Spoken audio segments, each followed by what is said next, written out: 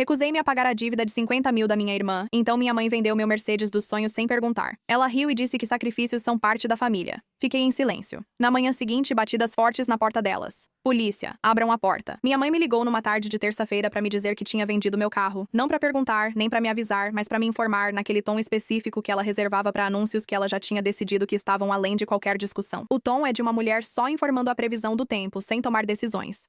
Precisávamos do dinheiro, disse ela. E antes que reclame, é isso que acontece quando se abandona a família. Estava de pé na cozinha em Beverly Hills, descalça no mármore frio, vendo a luz âmbar de outubro atravessar o jardim e tudo parecer por um instante uma pintura de si mesmo. Pela janela à minha esquerda, eu podia ver a porta da minha garagem, fechada, comum. Na sexta anterior, dirigi o Mercedes para casa. Lavei-o no sábado e deixei-o sob a luz de trilho, onde ficou desde então. Obsidian Black, classe E. O carro que comprei quando minha empresa de cuidados com a pele superou 7 dígitos anuais. Não era para provar algo a alguém, mas cresci vendo minha mãe dirigir um Civic 2003 com painel rachado e ar-condicionado quebrado. Aos 22 anos, prometi a mim mesma que se realizasse algo verdadeiro, teria algo para provar isso, não aos outros, mas a mim. Não era chamativo, era só meu. Vender o carro de outra pessoa sem permissão, falei devagar, é crime.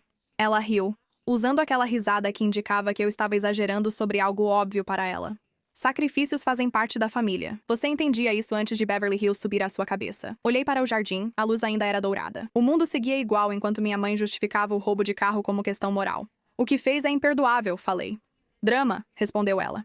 Não, falei. Consequências. Desliguei. Abri o laptop e entrei no sistema de segurança. Vou te contar quem sou e como cheguei a uma cozinha em Beverly Hills, pois a decisão da minha família de tirar algo de mim também é sobre o que construí e eles acharam que podiam tomar. Meu nome é Overtails, tenho 31 anos. Aos 25 anos, fundei a Solace Beauty, empresa de cuidados com a pele, usando $8.400 de economias, uma parceira de produção que conheci em uma feira em Anaheim e uma identidade de marca. Criei o design em um software gratuito, pois uma designer gráfica cobrou $3.200 pelo logo, valor que não podia pagar. No segundo ano, já estávamos em 3 varejistas regionais e no quarto na Sephora. No quinto ano, ultrapassamos a marca de 7 dígitos que eu tinha prometido a mim mesma, em silêncio, sozinha no que eu estava fazendo, que seria o número que significaria que eu tinha conseguido. Eu cresci em Torrance. Minha mãe, Deborah Cole, foi coordenadora de faturamento médico por 20 anos e tinha uma mistura de ansiedade e generosidade financeira. Sempre havia dinheiro para quem ela amava, mas nunca para o resto. Ela não era uma mãe ruim. Quero ser clara, pois essa história não trata de uma mulher sempre cruel. É sobre uma mulher que amava tanto seus filhos que não tinha limites ou ideia de onde acabavam seus direitos sobre os recursos alheios.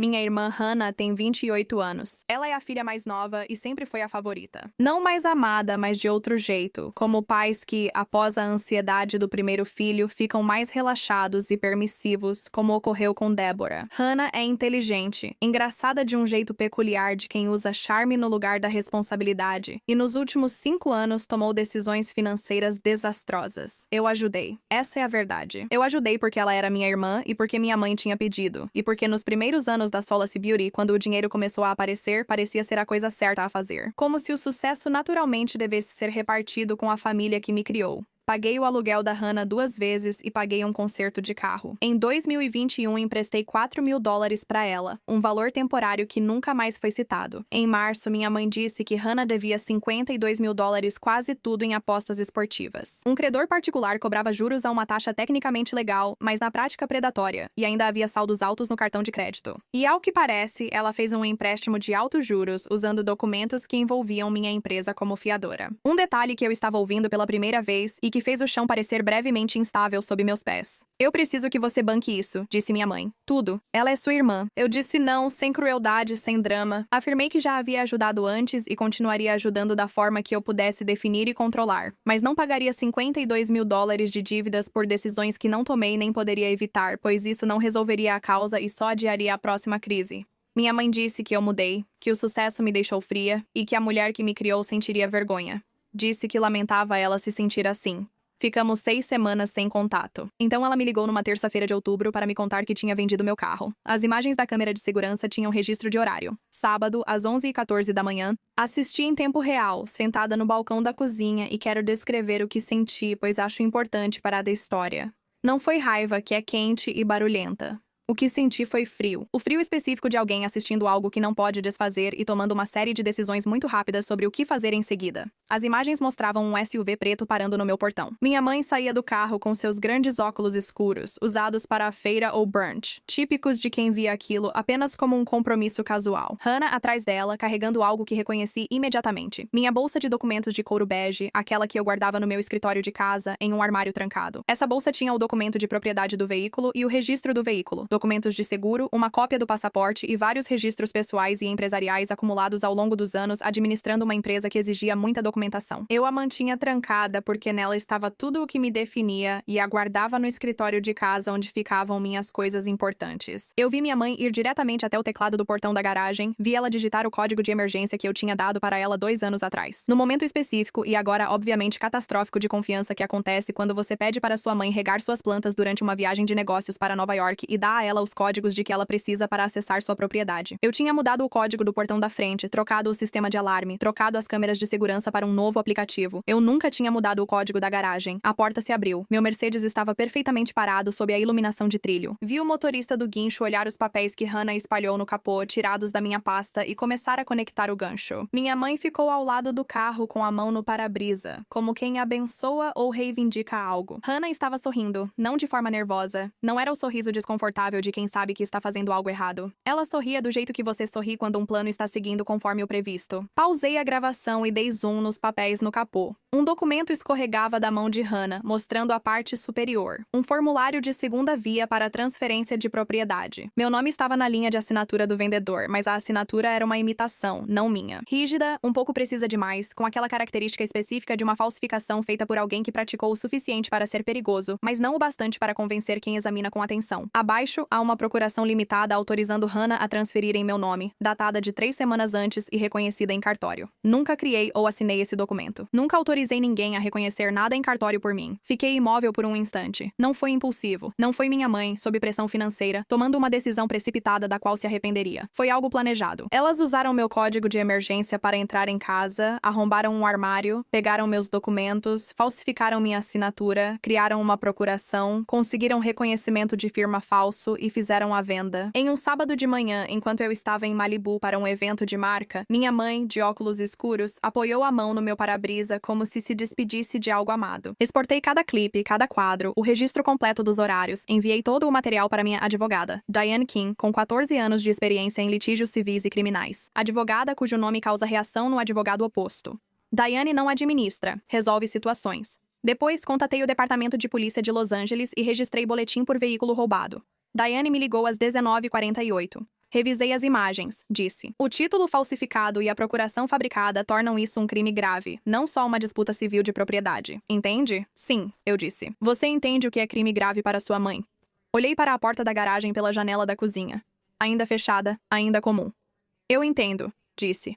Quer prosseguir? Eu tinha pensado sobre essa pergunta desde as 3 da tarde, daquele jeito específico que você pensa sobre coisas que já foram decididas, mas que sente obrigação de examinar mais uma vez antes de parar de pensar nelas. Minha mãe tinha me ligado, disse que vendeu meu carro, riu quando eu disse que o que ela fez era crime, disse que sacrifício fazia parte da família, e em nenhum momento demonstrou entender o limite que tinha ultrapassado ou mostrou interesse em voltar atrás. Ela achava que eu iria simplesmente aceitar. Ela achava que eu era a pessoa que fui aos 25, aos 27, aos 29 anos, a pessoa que assinava o cheque para evitar conflitos, cobria a diferença por medo de fracassar e achava apoiar quem a criou um custo do sucesso. Ela usava um modelo antigo. Pode continuar, eu disse. O detetive Marcos Ortega ligou às 21h30, era da Unidade de Crimes Automotivos do LAPD, com 11 anos de experiência. A eficiência direta de quem vê o roubo de veículos como rotina, não espetáculo. Ele disse que o comprador desconfiou em menos de 24 horas após a compra. O título do VN não batia com a documentação de transferência. Ele procurou as autoridades e o Mercedes estava em um depósito de consignação em Van Nuys, sob custódia policial. A falsificação do título é séria, disse Ortega. Venha amanhã cedo para depoimento formal e traga a documentação original do título, os comprovantes de compra e tudo que comprove que o carro é só meu. Eu disse que tenho tudo. Ele pediu para estar disponível até às 9. Estava na delegacia de Van Nuys do LAPD às 8h45 com uma pasta que Diane ajudou a organizar. Contrato de compra, título original, histórico do seguro e todos os documentos que comprovem claramente a propriedade desde a compra do carro. Ortega sentou sentou-se à minha frente na sala de interrogatório com um bloco de anotações e a atenção calma de quem já fez isso 1000 vezes, mas ainda se concentra em cada caso. Ele me mostrou as fotografias que o comprador tirou dos documentos de transferência quando sua suspeita surgiu pela primeira vez. A assinatura falsificada, a procuração fabricada, um selo de cartório que, ao ser examinado, havia sido feito com um kit disponível por $34 na Amazon. Não era um tabelião licenciado da Califórnia, nem tinha número de comissão, só um carimbo que parecia oficial o bastante para enganar um motorista de guincho que não conferia documentos. Sua declaração condiz com as imagens e evidências, disse Ortega. Solicitamos um mandado. Dirigi para casa com a sensação de dever cumprido, aguardando apenas o desenrolar do processo. Às 8h06 da manhã seguinte, abri a transmissão ao vivo na varanda da frente da casa da minha mãe. Instalei a câmera 18 meses antes, após um pacote sumir da varanda dela e ela me ligar 3 vezes reclamando do bairro. Comprei uma câmera Nest, instalei acima da porta, conectei a minha conta já que ela esquecia as senhas e pedi para me ligar caso precisasse das imagens. Ela usou a existência da câmera numa disputa com o vizinho sobre a cerca do terreno. Aparentemente, ela não se lembrou de que eu podia ver as imagens. A viatura parou às 8h04, 2 policiais fardados, Ortega ao lado com blazer escuro e a embalagem de evidências na mão direita. Eles subiram os degraus da varanda com calma, mostrando familiaridade e controle. Minha mãe abriu a porta usando um hobby de seda creme. A expressão no rosto dela era de irritação antes de qualquer outra coisa. A expressão de uma mulher que já foi interrompida antes. Ela estava pronta para se mostrar ao mundo e achou isso uma falta de consideração. Posso ajudar? Ela disse. Ortega levantou a embalagem de evidências. Dentro, o pacote de transferência falso, fotos da procuração forjada e o kit de carimbos embalado. Temos um mandado de prisão por furto qualificado de veículo, invasão de domicílio e falsificação de documentos de propriedade, disse Ortega com voz firme, quase conversando. Esses não são desentendimentos familiares, senhora. A postura da minha mãe mudou. A irritação se cristalizou em algo mais calculado. O porte de uma mulher decidindo como agir nessa situação. O queixo dela se ergueu. Ela estava se preparando. Hannah surgiu descalça no corredor atrás dela com o suéter de ontem amassado, ainda sem entender o que ocorria. O rosto dela estava naquele estado específico de transição de quem passa do sono profundo para o alarme do despertar, percebendo os uniformes, percebendo Ortega, percebendo o envelope de evidências e vendo tudo aquilo se juntar em um significado que ela não conseguia reorganizar em algo seguro. A cor sumiu completamente do rosto dela. O carro era da minha filha, afirmou minha mãe a Ortega, demonstrando autoridade e confiança de quem acha que pode controlar a situação. Ela aprovou a venda. Isso é assunto de família. Ela aprovou? Perguntou Ortega. O comprador surgiu na varanda, fora do alcance da câmera, onde Ortega pediu que ele esperasse, como descobri depois, para esse momento de identificação. Na casa dos 40 bem vestido, com a raiva contida de quem passou 2 dias lidando com a compra fraudulenta de um carro, retenção policial e a humilhação de ter sua boa-fé explorada. Ele olhou para Hannah com a certeza de quem só confirma o que já sabe. É ela, disse. Assinou os documentos na minha frente e se apresentou como agente autorizada. Hannah recuou para o corredor. Minha mãe se virou para a filha. Por um instante, antes de se recompor, o rosto dela revelou algo desprotegido. Não era remorso, mas o olhar de quem calculou um risco e vê o cálculo falhar. Então, o policial fardado avançou. O mandado de busca na casa da minha mãe foi cumprido em 1 hora. Ortega me levou à delegacia às 10h30. Espalhou fotos na mesa à minha frente com o cuidado de quem sabe que o que mostra deve ser assimilado. Minha pasta de documentos bege sobre a mesa de jantar da minha mãe, parecendo pertencer ali. Formulários em branco do DMV para transferência de titularidade do veículo, um bloco inteiro. Comprados, Ortega disse, em uma papelaria 11 dias antes do roubo. Uma cópia do meu passaporte e minha última declaração de imposto de renda. Documentos guardados naquele armário trancado foram acessados antes, não na manhã de sábado, em uma visita que eu precisaria reconstruir. Numa visita, minha mãe copiou o que precisava, devolveu tudo e aguardou. Um kit barato de carimbo de notário de borracha, ainda embalado, com o recibo da Amazon de 8 dias antes do roubo e uma folha de prática. Ortega passou isso por último, uma página de tentativas de assinatura. Meu nome, escrito várias vezes pela mão de Hannah. Reconheci a pressão e o jeito particular como ela formava o V, chegando cada vez mais perto a cada tentativa, nunca acertando exatamente, mas produzindo no final da página algo que passaria por uma olhada rápida. Fiquei olhando para aquela folha de prática por um bom tempo. Hannah sentou em algum lugar, no apartamento dela ou na cozinha da minha mãe, em um espaço com o cheiro de sempre e praticou falsificar meu nome várias vezes com a concentração de quem se prepara para uma prova. Ortega girou o laptop e mostrou as capturas de tela do dispositivo de Hannah obtidas com mandado. Contas em 4 sites de apostas. Perdas de $38.400 em 14 meses.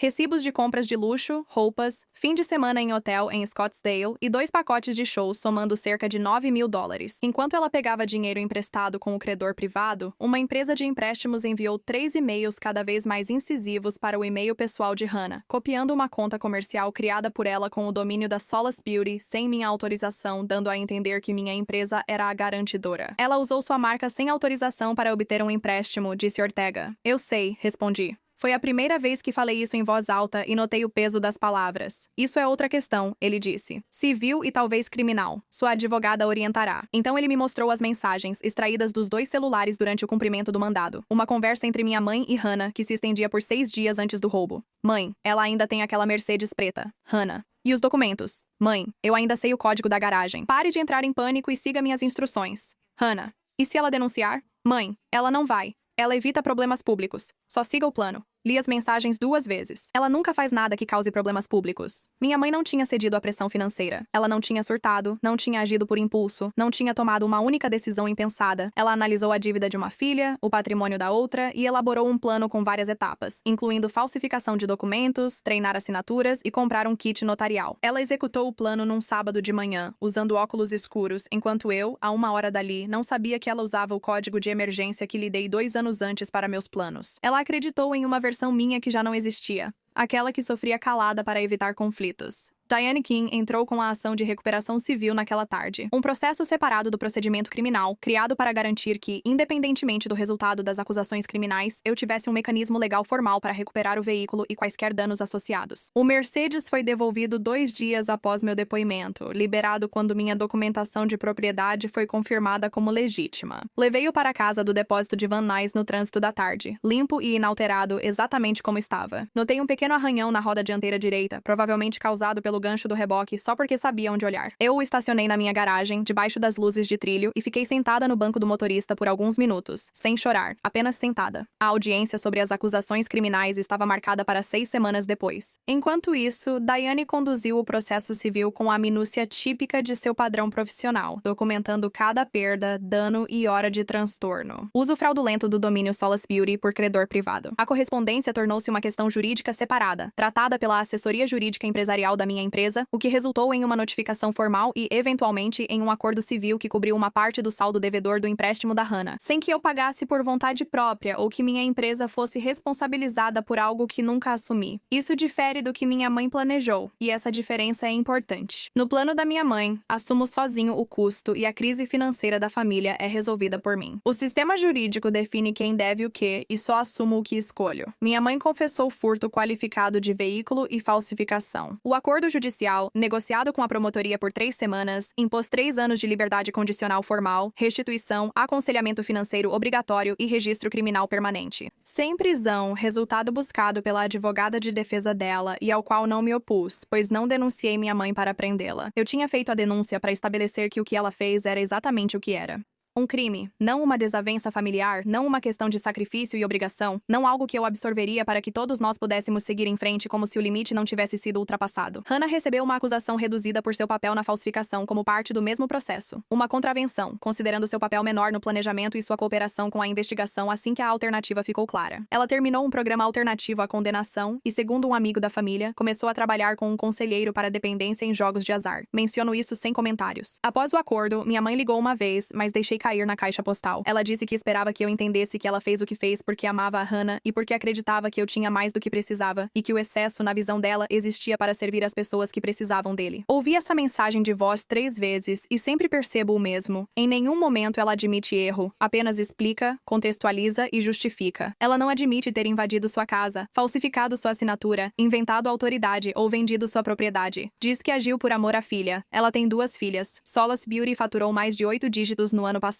Não alterei o código da garagem desde o ocorrido. Troquei na semana em que recuperei o carro para um número só meu. Mas às vezes penso no código antigo. Dei a ela para regar minhas plantas, um pequeno gesto de confiança que virou instrumento do que ela fez. E eu penso sobre o que significa dar acesso à sua vida para alguém porque você a ama, e ver esse acesso ser usado contra você. Significa que você aprende, de forma muito específica, onde colocar as trancas. Meu jardim segue dourado no fim da tarde. O Mercedes permanece sob a luz da pista. Sophie, diretora de desenvolvimento de produto, me trouxe café na terça e disse que nossos números do terceiro trimestre superariam a previsão. E eu fiquei com aquilo por um momento antes de dizer qualquer coisa, porque aprendi, da maneira específica que o sucesso ensina, que boas notícias merecem ser recebidas antes de serem administradas. Minha mãe disse que Beverly Hills me subiu a cabeça. Beverly Hills me deu uma cozinha com piso frio de mármore, uma garagem com um carro que comprei com meu próprio dinheiro, um sistema de segurança conectado ao meu celular e 11 anos de práticas de documentação desenvolvidas como profissional de contabilidade forense que eu não deixei de usar só porque já não precisava mais cobrar por isso. Ela disse que sacrifício era parte da família e estava certa. Sacrifiquei a versão de mim que pagaria a dívida em silêncio e o conforto de ser a filha que nunca levava os problemas da família a público. Sacrifiquei a ilusão de que as pessoas que te amam não podem ser também aquelas que vão te usar se você permitir que as condições para isso continuem existindo. Essas foram as coisas certas a sacrificar. Ela riu quando eu falei em consequências. Ela parou de rir quando Ortega bateu a porta.